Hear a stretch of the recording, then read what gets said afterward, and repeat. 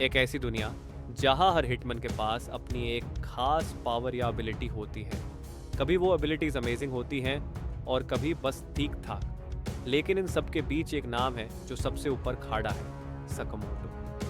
वो अपने यूनिवर्स का जॉन विक है, या फिर कहें सैटम, to over powered, to unstoppable. Sakamoto जो अपने जमाने का बेस्ट हिटमैन था, क्या अब भी है? Good evening, how are you? Sakamoto ने रिटायरमेंट ले लिया। एक हिटमैन जो कभी अनबीटेबल था, अब एक सिंपल लाइफ जीने की कोशिश कर रहा है। लेकिन याद रखना, स्किल्स कभी रिटायर नहीं होती। वो अब भी वही डेंजरस लेजेंड है। और तब एंट्री होती है शिन की, एक यंग हिटमैन जो सोच पढ़ सकता है। उसका एक ही मिशन है, सकामोटो को वापस लाना। लेकिन क्या वो उसका सामना कर पाएगा, ये तो अब देखना बनता है। शिन को एक साफ ऑर्डर मिला था, सकामोटो को वापस लाओ या उससे मार दो। हिटमैन की दुनिया में छोड़ना अलाउड नहीं था।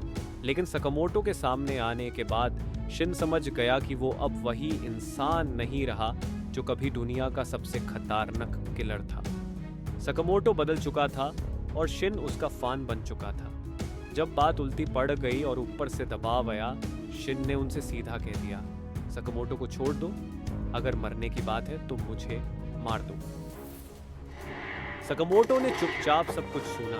वो सुन रहा था कैसे शिन उसके लिए अपनी जान तक देने को तैयार था।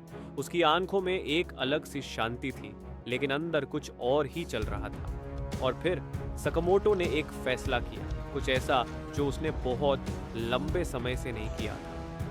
और अगर आपको देखना है कि सकामोटो और शिन कैसे माफिया और हिटमैन के बीच बिना एक भी जान लिए मचाएंगे, तो नेटफ्लिक्स पर जरूर देखिए सकामोटो डेज। और ऐसे ही धमाकेदार नरेशन और एनीमे की कहानियां सुनने के लिए चैनल को सब्सक्राइब करना ना भूलें। ये तो बस शुरुआत है।